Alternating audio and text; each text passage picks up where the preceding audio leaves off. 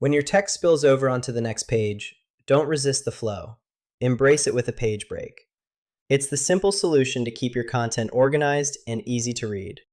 A page break creates a new page starting from your cursor's position. It's clean, predictable, and simple to use. To start a new page, first click precisely at the point where you want it to begin. This could be right before a new section or just before a heading.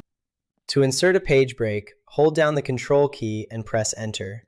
That's all there is to it. You've successfully added a page break. If you're looking for easy-to-use OpenOffice templates and quick guides, explore the resources below. Now, let's focus on one key detail. Avoid pressing Enter multiple times to move text down. It may look fine today, but it can cause issues tomorrow when you make edits. To insert a page break using the menu, first, go to the Insert tab. Next, select Manual Break from the drop-down. Choose Page Break from the options provided, and finally, click OK to apply the change. Use page breaks before new chapters, major headings, cover pages, or any content you want to start fresh. This helps maintain clarity and organization in your document.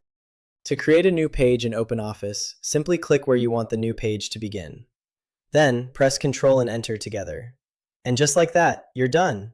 If this tip was helpful, please like and subscribe for more quick fixes on OpenOffice. You're all set.